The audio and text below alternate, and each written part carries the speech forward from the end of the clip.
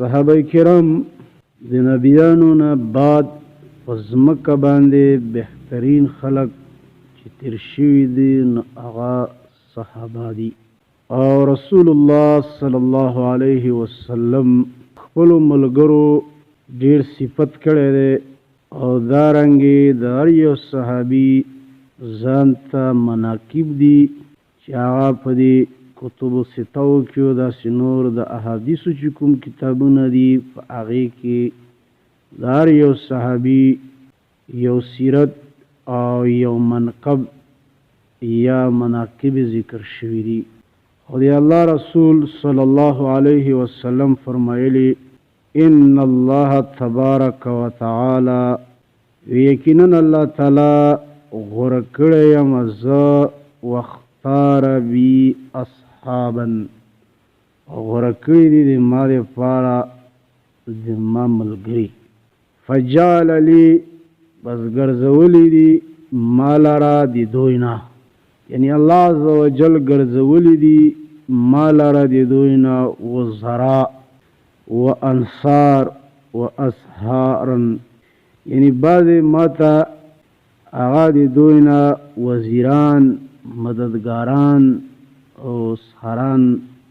فمن صبهم علیه نو بس چا چې رد بد ووي د صحابه لرا یعنی یو کس راولګېدو هغه صحابه ته رد بد وي صحابه باندې طعن وي صحابه کرامو ته د ارتداد نسبت کی نو فعلیه نو په هغه باندې لعنت الله لعنت دی الله دا والملائکتی و دی ملائکو دا والناس اجمعین او دی طول خلقو و داسی خلقو باندې لعنت تا چې څوک صحابه کرامو ته رد بدی وي هغوی ته غلط نسبتونه کی لکه په دې دور کې شیعګان چې هغه د صحابه کرامو ډېره ګستاهي کی لکه د عمر رضی الله عنه د ابوبکر صدیق رضی الله عنه د عائشې رضی الله عنها صرف یو څو صحابه کرام دي چې د هغو مدح کی او په هغې مدح کې غلو کی نور د ټولو صحابه کرامو ډېره بېعزتي ګستاهي کی الله یې په دوی باندې لعنت وکړي ځکه په داسې شرپسنده او بيدین خلق باندې لعنت ته دی الله او دی ملائکو او الناس او دی خلق اجمعین په یو ځای لا يقبل منه يوم القيامه قبول بنکړل شي د داسې کسنا